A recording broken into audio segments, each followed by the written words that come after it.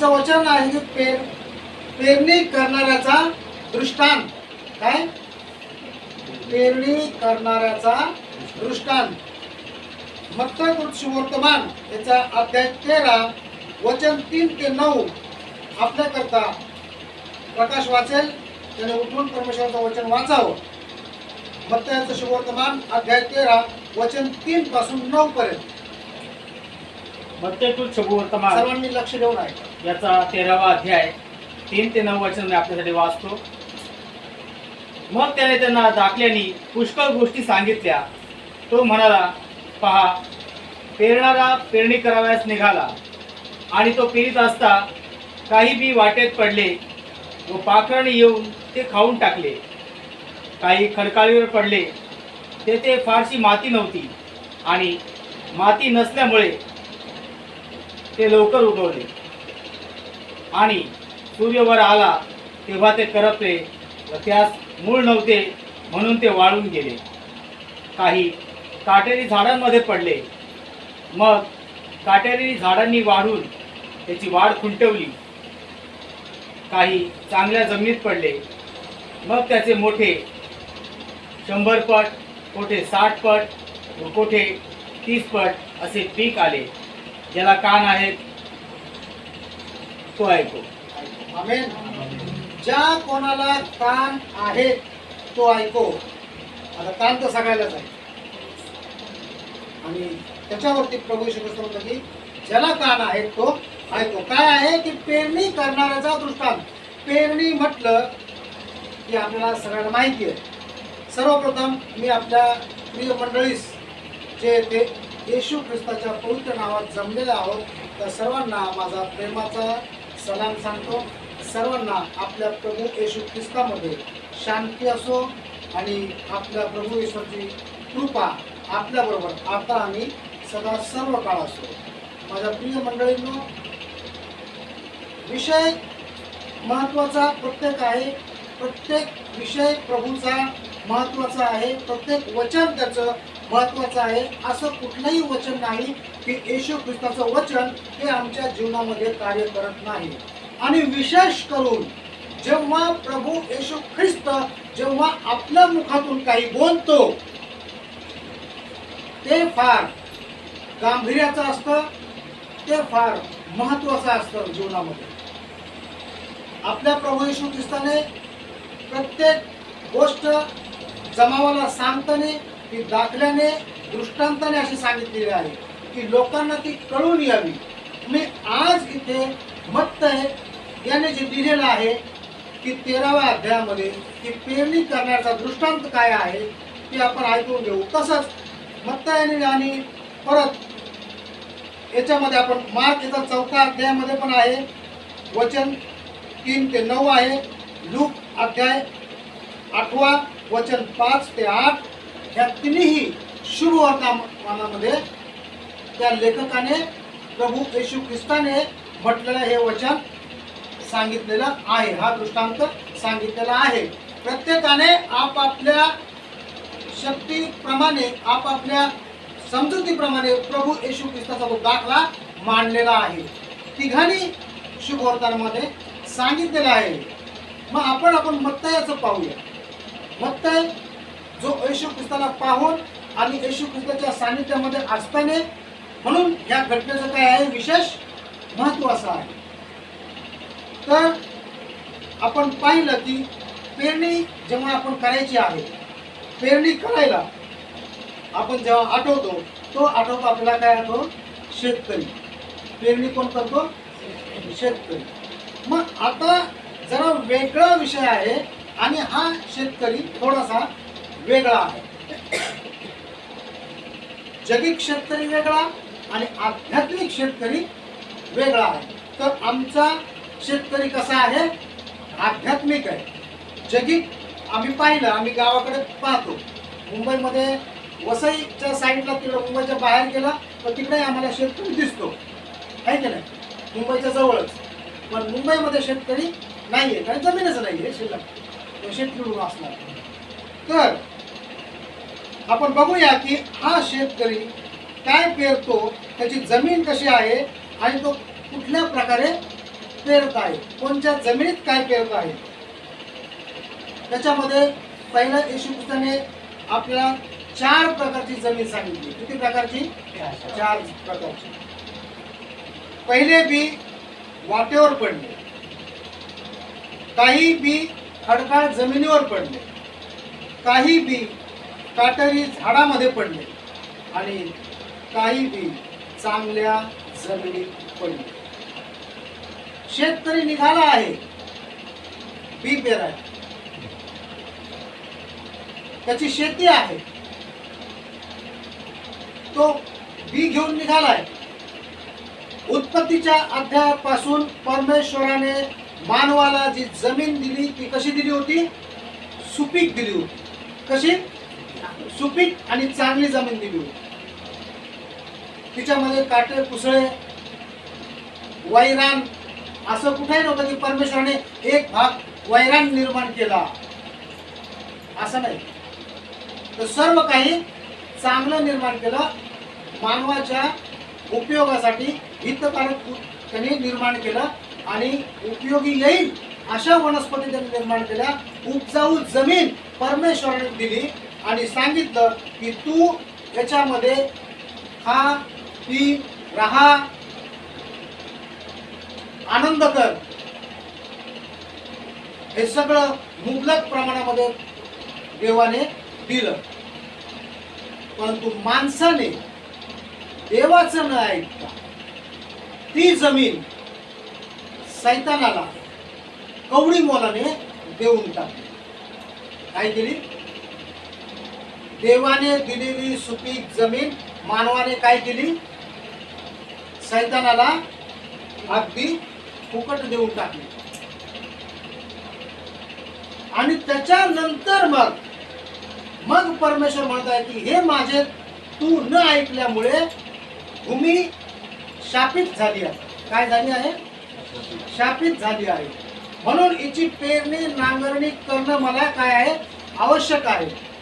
तर जगिक उदाहरणामध्ये आपण पाहिलं तर आपण मुलाला, लहान मुलगा आपला असतो, घरामध्ये टीव्ही आपण लावलेला असतो आणि आपण मुलाकडे रिमोट देतो.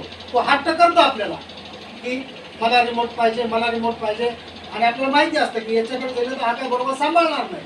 पण आपण त्याला ते रिमोट देतो आणि त्याला सांगतो बाळा की व्यवस्थित हे हँडल कर, व्यवस्थित याला हाताळ, तर तुझ्या मनपसंतीचे कार्यक्रम तुला पाहता येतील, तुला कार्टून्स पाहता येतील, तुला गेम्स पाहता येतील. तू बरोबर काय कर, हे रिमोट सांभाळ. आणि मुलगा ते रिमोट घेतो आणि त्याला वाटेल तसा तो आडवा तिडवा उपयोग करून घेतो आणि ते रिमोट एक दिवस त्याच्याकडून काय होतं? तुटून जात. ते तुटल्याच्या नंतर मुलगा दुःखी होतो. दुःखी होतो कारण की त्याला जे दिलेलं आहे, जो घरामध्ये त्याला टीव्ही दिलेला आहे, तो काय झाला आता? बंद झाला. आणि हे काय झालं तर बापाचं न ऐकल्यानं. बापाने चांगलं तेच सांगितलं पण त्याने त्याचं ऐकलं नाही आणि काय केलं? ते कवडी मोलाने ते तोडून टाकलं कारण की त्याची किंमत त्याला माहीत नाही. मानवाला सगळं काही देवाने मुबलक दिलं, त्या मानवाला त्या सृष्टीची किंमत माहीत नाही. हे कुठल्या प्रकारे मला मिळालेलं आहे. म्हणून जेव्हा चांगलं वचन आमच्या पण येतं त्या वचनाची आम्हाला काय होते? किंमत राहत नाही. ते वचन आम्ही कवडी मोलाने घेतो. आणि ते मी परत सांगू इच्छितो की पहिल्याने उपजाऊ जमीन देवाने दिली आणि ती जमीन त्याला ती करता आली नाही. आणि आपण हे पाहूया की मग जेव्हा मानवाने दुःखाने हे सगळं पाहिलं केलं आणि मानव त्या जमिनीतून काय गेला? बाहेर टाकला गेला. कारण की भूमीला काय आला?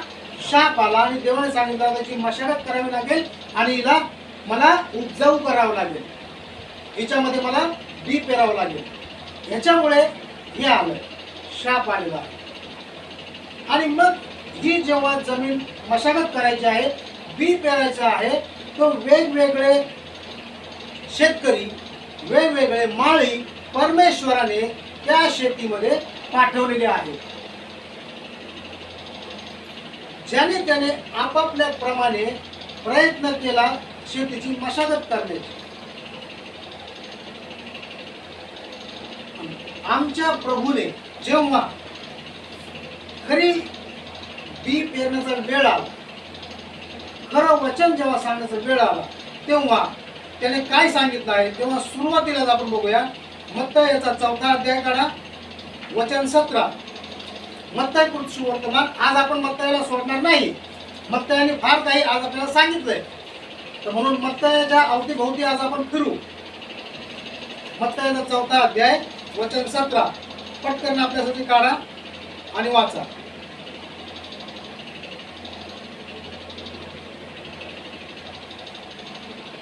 एकच वाचू. 17. हा मत्तय शुभवर्तमान याचा 4था अध्याय वचन 17. तेव्हा येशू घोषणा करीत सांगू लागला की पश्चाताप करा, कारण स्वर्गाचे राज्य जवळ आले आहे. आमेन.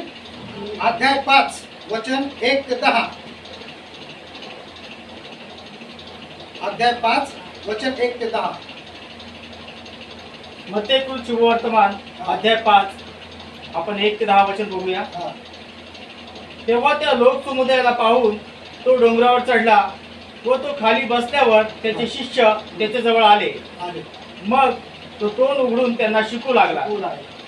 जे आत्म्याचे दिन ते धन्य, कारण स्वर्गाचे राज्य त्यांचे आहे. जे शोक करीत आहेत ते धन्य, कारण त्यांचे सांत्वन करण्यात येईल. जे सौम्य आहेत ते धन्य, कारण ते पृथ्वीचे वतन भोगतील. जे नीतिमत्वाचे भुकेले व तहानेले ते धन्य, कारण ते तृप्त होतील. जे दयाळू ते धन्य, कारण त्यांच्यावर दया होईल. जे अंतकरणाचे शुद्ध ते धन्य, कारण ते देवाला पाहतील. जे शांती करणारे ते धन्य, कारण त्यांना देवाचे मुले म्हणतील. नीतिमत्वाकरता ज्यांचा छळ झाला आहे ते धन्य, कारण स्वर्गाचे राज्य त्यांचे आहे. तर आमच्या प्रभूने जेव्हा आता ही शेती जी भूमी शापित झाली आहे, ही भूमी जी शापित झाली, ह्या भूमीला पेरण्याकरता पहिलंच बी जे आमच्या परमेश्वराने येशू ख्रिस्ताने टाकलं, ते म्हणजे काय टाकलं की पश्चाताप करा, कारण परमेश्वराचं राज्य जवळ आलेलं आहे. पहिलं बी त्याने जमिनीमध्ये पेरलं. पश्चाताप करा, स्वर्गाचं राज्य जवळ आलं आहे, कारण तुझ्यामुळं भूमी शापित झाली आहे ना. म्हणून काय कर, पश्चाताप कर, कारण की आता स्वर्गाचं राज्य जवळ आलेलं आहे. स्वर्गाचं वचन घेऊन, स्वर्गाचं बियाणं घेऊन मी आलेलो आहे. आता कुठले कुठले बी परमेश्वराने आमच्या अंतःकरणामध्ये रुजवण्यासाठी सांगितले, हेच मत्तयामध्ये परत आहे 5व्या अध्यायामध्ये. आपणाकरता मी वाचतो, प्रकाशने वाचलं, त्याकरता त्याचे आभार मानतो. जे आत्म्याचे दिन ते धन्य, कारण स्वर्गाचे राज्य त्यांचे आहे. जे शोक करीत आहेत ते धन्य, कारण त्यांचे सांत्वन करण्यात येईल. जे सौम्य ते धन्य, ते पृथ्वीचे वतन भोगतील. जे नीतिमत्वाचे भुकेले व तानेले ते धन्य, कारण ते तृप्त होतील. जे दयाळू ते धन्य, कारण त्यांच्यावर दया होईल. जे अंतःकरणाचे शुद्ध ते धन्य, कारण ते देवाला पाहतील. जे शांती करणारे ते धन्य, कारण त्यांना देवाचे मुले म्हणतील. नीतिमत्वाकरता ज्यांचा छळ झाला आहे ते धन्य, कारण स्वर्गाचे राज्य त्यांचे आहे. आमचा देव बाप, आमचा प्रभू येशू ख्रिस्त बियाणं घेऊन फिरत आहे जमिनीवरती बी पेरण्याकरिता. बी टाकत आहे, वचन पेरत आहे प्रत्येकाच्या हृदयामध्ये. पश्चाताप करा. पश्चाताप केल्यानंतर तुम्हाला मी हे सांगतो, हे बीज मी तुमच्यापर्यंत तुमच्या हृदयात पेरत आहे. तुम्हाला परमेश्वराचे आशीर्वाद प्राप्त होतील. तुम्हाला देवाचे मुलं म्हणतील. स्वर्गाचं राज्य तुमचं होईल. तुमचं सांत्वन करण्यात येईल. आणखीन काय पेरत आहे आमचा देव? राग करू नको, खून करू नको, व्यभिचार करू नको, आणि सगळ्यात उत्तम असं बियाणं आमच्या प्रभूने जे आमच्या अंतःकरणात, प्रत्येकाच्या अंतःकरणात पेरलं आहे, ते म्हणजे आपल्या शेजाऱ्यावर प्रीती कर. हे सगळ्यात उत्कृष्ट बियाणं प्रभूने आपल्या मुठीतून घेऊन जमिनीमध्ये पेरला आहे. पण हे जे परमेश्वर सांगत आहे खरंच आहे का? असं हा जो म्हणतो खरंच त्या हिशोबाने तसं होतं का? हे काहीतरीच बोलतोय, असं कधी होत नसतं. इतका वेळ बाळकाने घसा ताणला, एवढं सगळं सांगितलं, पण बाहेर निघलो तर काय सांगितलं मला काय माहित नाही, मला आठवत नाही. अहो बोलत होते ते, सांगत होते, पण काय मला थोडीशी कानामध्ये खाज येत होती, माझं डोकं उठलं होतं, माझं अंग थोडं कसकसल्यासारखं होत होतं, मला पाय थोडा मुरगळला होता. घरामध्ये काय चाललंय हे थोडं माझ्या घरामध्ये थोडं भांडणं सुरू आहे, पण तरी मी चर्चला आलो. ते घराकडे माझं लक्ष होतं. हे जे परमेश्वराने बी पेरलं ते कुठे पडलं? वाटेवर पडलं. कारण की त्याच्यामधून एकही शब्द त्यांनी आपल्या अंतःकरणात घेतलेला नाही.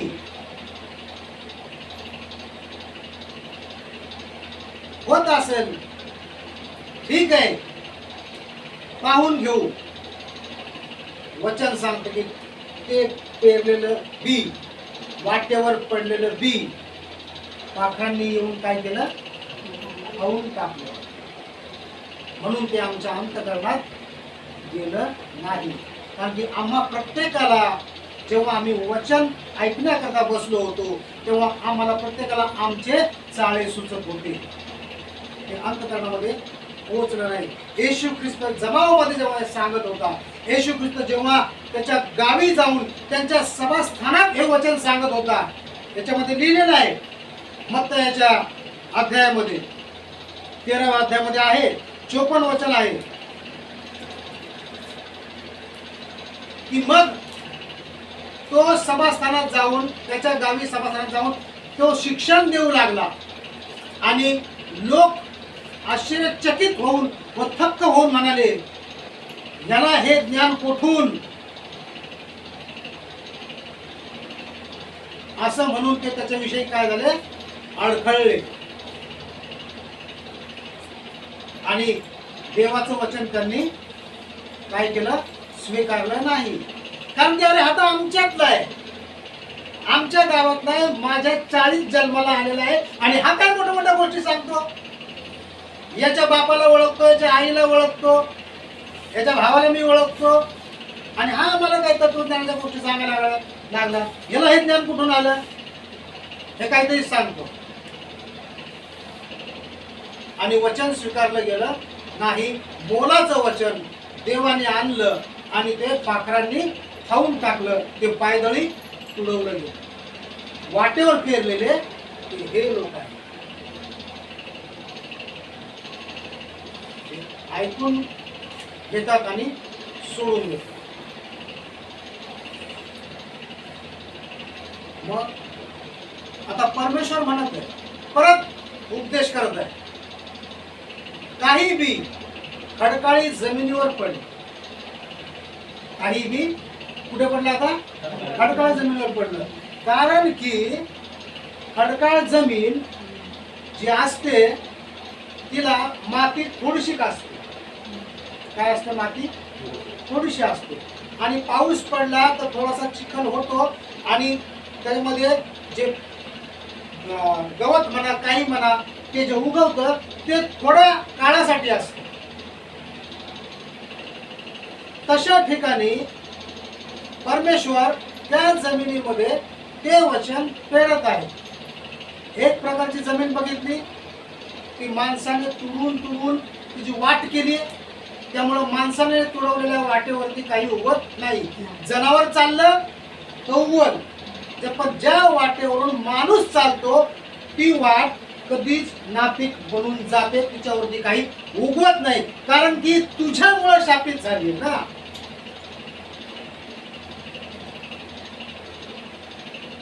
कुणामुळे शापित झाली?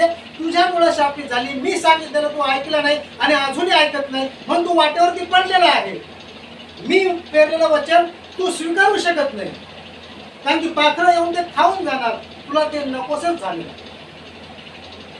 हा स्वभाव, ह्या स्वभावाची माणसं म्हणजे हट्टी स्वभावाची माणसं, कठीण हृदयाची माणसं अशी असतात, जे तुम्ही त्यांना कितीही सांगा त्यांच्यामध्ये काही होणं नाही. वाटेवर पडलेले ते हे आहे. काही बी खडकाळी जमिनीवर पडले. आता खडकाळी जमिनीवर पडले तर मंडळींना मी पुन्हा तुम्हाला सांगतो की खडकाळी जमीन म्हणजे कमी असलेली माती.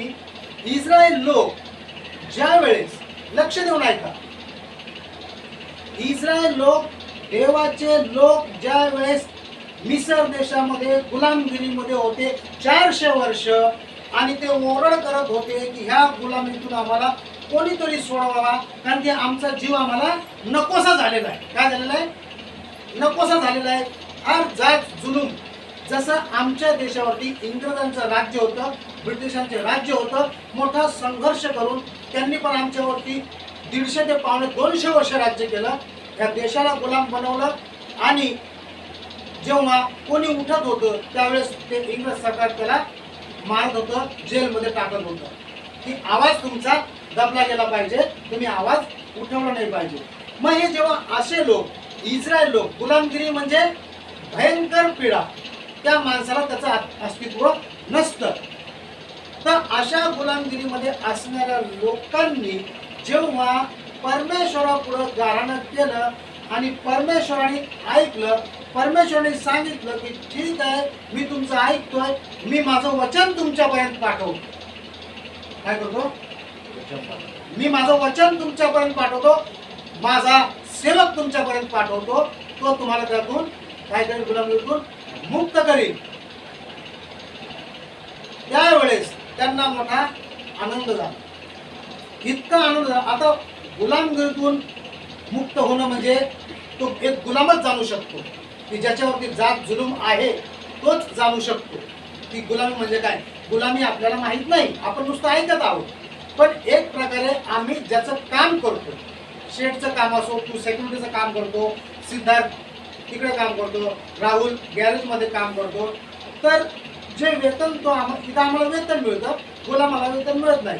पण वेतन मिळतं म्हणजे तू त्या तासाकरता, त्या दिवसाकरता तू काय आहेस? तुझं बांधील आहेस, तुला बहाणा करून चालत नाही. आणि कितीही काम केलं म्हणून शेठ तुझ्यावरती खुश होत नाही. और हो सकता था तूने कम किया, तू अजून डिस्पॅच करू शकत होता, पण तू केलं नाही. तू गेटवरती, हा 2च गेट आहे, एक तुला आतमध्ये तिथं येणाऱ्याची एंट्री करायची आहे आणि एक बाहेरचं आहे, तिथं मात्र लक्ष द्यायचं. हे 2 काम तू करू शकतो, पण तू एकच काम करतो, म्हणून तुझ्यावरती तुझा सुपरवायझर खुश नाहीये. त्याने लक्ष नाही दिलं म्हणून तुला लक्ष ठेवायला काय झालं? तो बाहेरून आत आला, तुझ्यापर्यंत आला, मग तू त्याला विचारलं पाहिजे होतं, तू बाहेर एंट्री केली का? नाही केली. मग कशी नाही केली? तू कसं काय आला? हे तुझं काम होतं चौकशीचं, तू केलं नाही.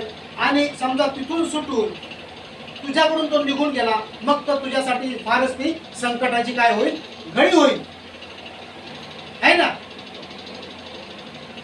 तर हे जे आमच्याकरता जे बांधील आम्ही बांधले जातो, ते आम्ही एक प्रकारचे काय आहोत?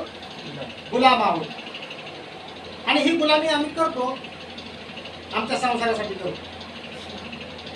पण ही गुलामी कशी आहे? ही त्यांच्यावरती सक्तीची गुलामी होती इस्रायल लोकांवरती, की हे तुम्हाला करावंच लागणार आहे.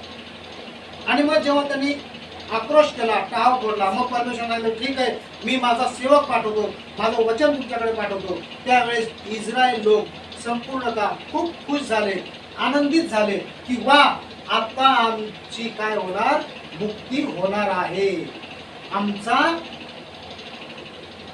ज्याने आम्हाला सोडवायचा आहे तो आलेला आहे.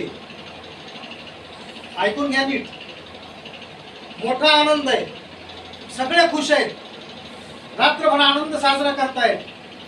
बकरा कापलेला आहे, दारावरती रक्त लावलेलं आहे, सकाळी सुटका व्हायची आहे, सकाळी सुटका झालेली आहे. 30-40 लाख लोक सुटून बाहेर निघत आहेत, मोठा जयघोष करीत आहेत. कारण की मिसर देशातून त्या लोकांनी त्यांना वाटलं की बाबा इथून एकदा निघून जा, आमच्याकडून सोनं नाणं चांदी सगळं घेऊन जा, पण इथून तुम्ही चालते व्हा, तुम्ही निघून जा, तुम्ही आमच्या देशात आम्हाला परत नको. आणि हा जो आनंद, परमेश्वराने मुक्त केल्याचा आनंद, परमेश्वराने बाहेर काढण्याचा आनंद, दास्यातून काढण्याचा आनंद, हा इस्रायल लोकांच्या चेहऱ्यावरून, त्यांच्या नाचण्या बागण्यावरून काय प्रत्येक व्यक्त करत होते आणि व्यक्त होत होता. मोठ्या उत्साहाने ते बाहेर निघले, देवाचे आभार मानले, परमेश्वराचे आभार उपकार मानले, मोशेचे आभार उपकार मानले आणि बाहेर पडले. सगळ्या हसत बागडत बाहेर बरेच लांब वर गेले. खुश आहेत सगळे, मोठे एकदम, बरेच गेले लांब गेले, आनंदामध्ये लांब गेले. आम्ही पण चांगला पगार झाला की थोडस 10-15 दिवस आम्ही पण फार आनंदात लांबवर जात असतो, नाही का? कारण की मागची चाहूल आम्हाला लागत नाही. मागून काय होणार? हेच झालं इस्रायल लोकांच्या बाबतीमध्ये. पुढे दूर चालत गेले, व्यवस्थित चालले, परमेश्वराचा जयघोष सुरू आहे. आणि मागून एकाने पाहिलं, अरे काय जयघोष करतायत, फारोचं सैन्य आमचा पाठलाग करतोय. कसला तुम्ही आनंद साजरा करताय? हे त्यांनी वळून मागं बघितलं आणि त्यांची धडकी भरली की आता, कारण की आता कुठेच पळून जाता येत नाही. पुढे पण मोठा समुद्र आहे, माग सैन्य, पुढे काय आहे? समुद्र आहे आणि आम्ही मध्ये अडकलो. देवाची प्रार्थना करून मला मुक्ती मिळाली. मला माझं डोकं दुखत होतं ते बरं झालं, माझा हात दुखत होता बरं झालं. पण काय आहे, काहीतरी कुठेतरी मिस्टेक झाली. कुठे मिस्टेक झाली? मला शेठ बरोबर बोलला नाही, मला मॅडम काहीतरी बरोबर बोलली नाही. आणि हेच इस्रायल लोकांनी मग देवाला दोष द्यायला सुरुवात केली. ज्या परमेश्वराने त्यांना दास्यातून मुक्त केलं ते विसरले लगेच, ताबडतोब तात्कालिक आनंद.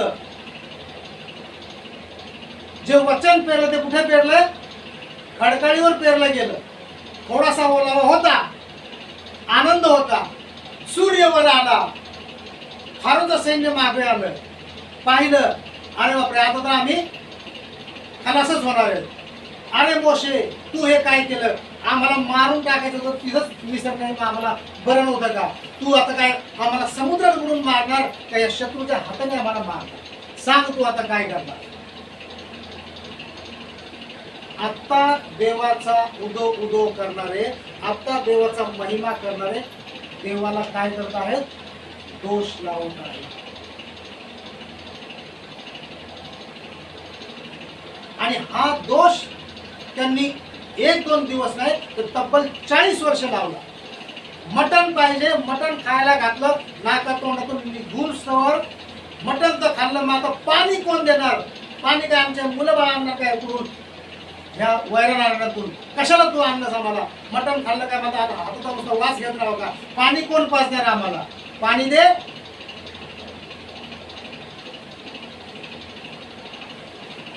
आता आनंद झाला, मटण खायला नव्हतं, मटण मिळालं, पगार झाला, 4-5 दिवस मटण आणलं, मटण खाल्लं. पण आता काय रोजच डाळ भात खाणार.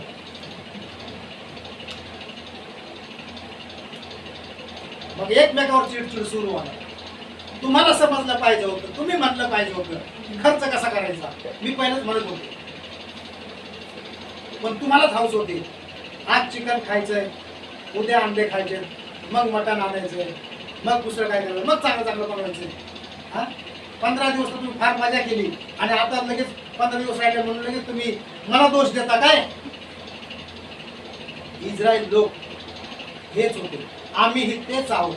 देवाचं वचन आम्ही ऐकतो, देवाच्या प्रार्थनेमध्ये आम्ही येतो, आमच्या बाबतीत देव कार्य करतो, आम्हाला आनंद होतो. माझी प्रार्थना ऐकली जाते, मला आनंद होतो. पण कुठेतरी गडबड होते. काय? माझ्याविषयी कुरबुर सुरू होते माझ्या घरातून, माझ्या नातलगातून, की हा काहीतरी वेगळं करतोय, हा कुठेतरी जातोय. कुठे जातोय? प्रार्थना करतोय. कोणाची प्रार्थना करतोय? येशूची प्रार्थना करतोय. हे तर माझ्या खानदानीत कुठं नाहीये. मग तू कसं काय याला स्वीकारलं? तू तिकडं कसं काय वळला? आता तुझ्या मुलाला मुलगी कोण देईल?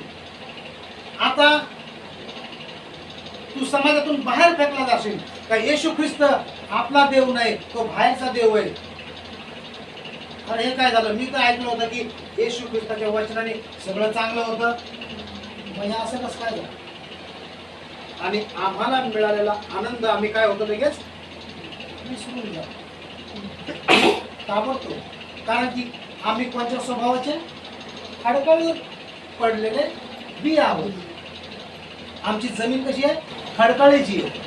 केलेले उपकार थोडा वेळ मानतो आणि लगेच आम्ही विसरून जातो. कारण की आमच्यावरती काय होतं? संकट येतं. त्या संकटाचा आम्ही काय करू? सामना करू शकत नाही. आणि जो या संकटाचा सामना करतो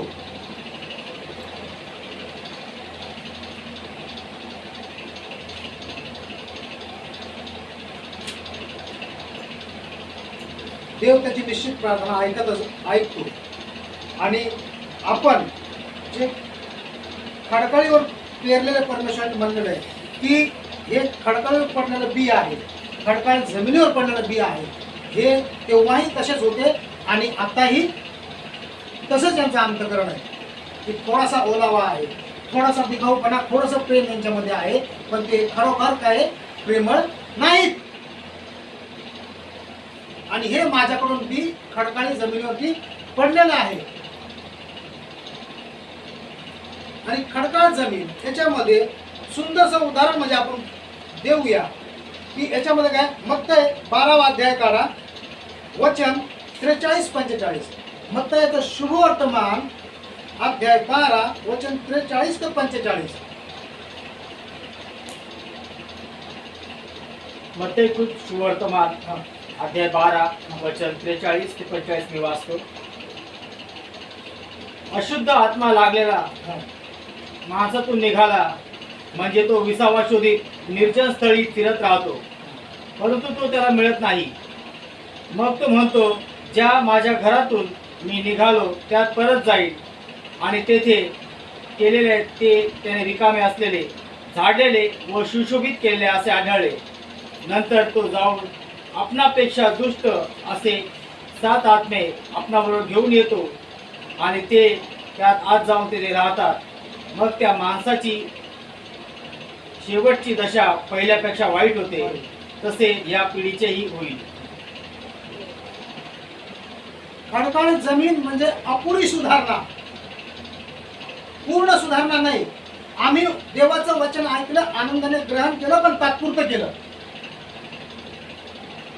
मग आमच्यामध्ये जे काही वाईटपणा होता तो वाईटपणा आमच्यातून निघून गेला, पण त्याचा प्रभाव जो आहे तो आमच्या अंतःकरणामध्ये तो राहिलेला आहे.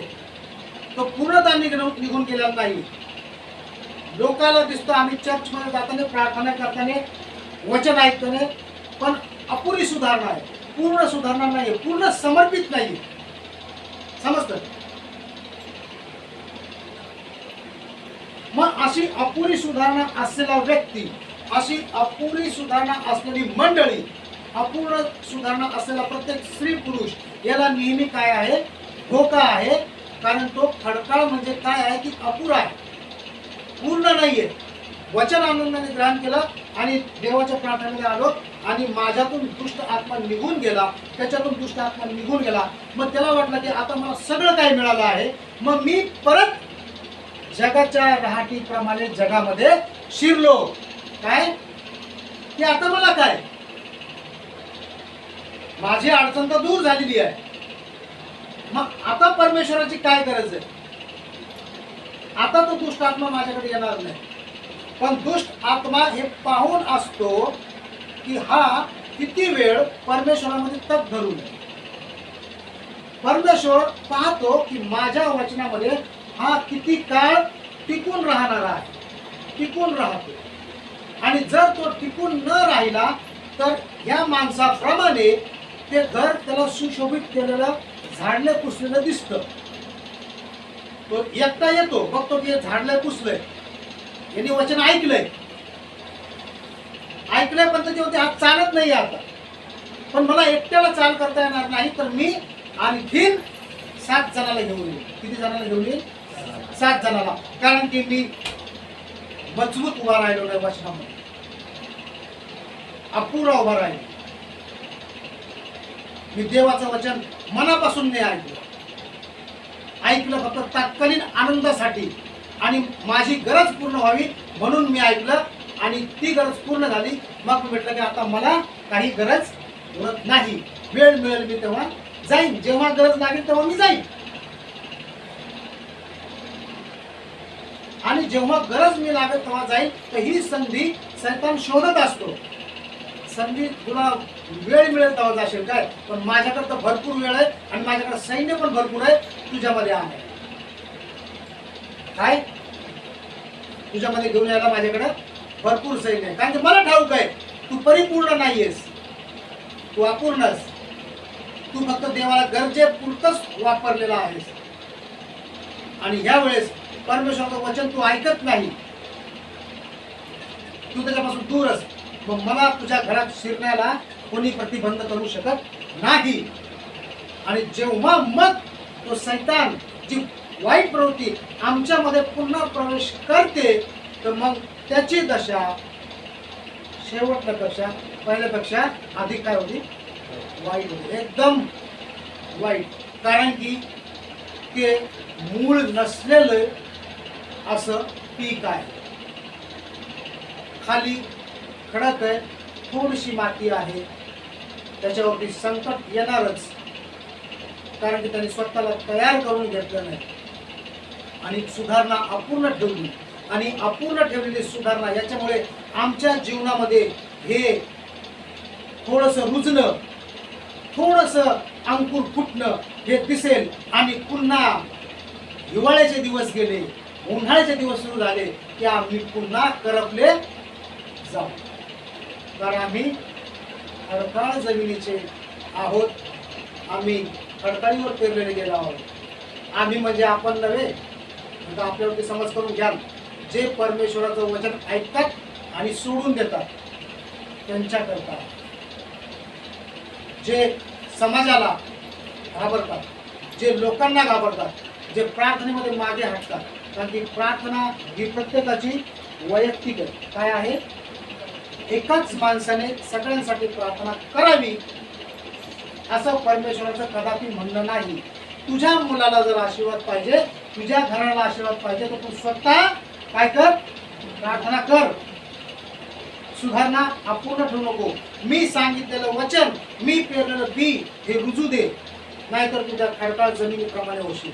मी कितीही सांगितलं, राग धरू नको, लोभ धरू नको, व्यभिचार करू नको, पण तू म्हणशील 1 महिना मी सोडून दिला होता, आता 2 दिवस धरलं तर काय? नाही का? 1 महिना झाली तुझ्या सांगण्यावर मी लागू नाही केलो. आज रविवार आहे, बस काय फरक पडला? आणि तोच रविवार, तीच बाटली, तोच गोट पहिल्यापेक्षा शेवटची दशा वाईट करून टाक. म्हणून परमेश्वरामध्ये सुधारणा कशी पूर्ण हवी. तर आज आपण 2 जमिनी पाहिल्या. कोणत्या? एक जे वाटेवर पडलेले आहेत, ज्यांच्यामध्ये वचन रुजत नाही, सैतान येऊन ते हिरावून घेतो. दुसरी जे खडकाळून पडलेलं आहे, त्यामध्ये पीक येतं, पण ते थोड्या वेळासाठी ते पूर्णतः वाढत नाही, कारण की संकटामध्ये ते धीर धरत नाही. आपण याचे पुढचे भाग 2 जमिनी अजून आपल्याला बघायचे आहेत.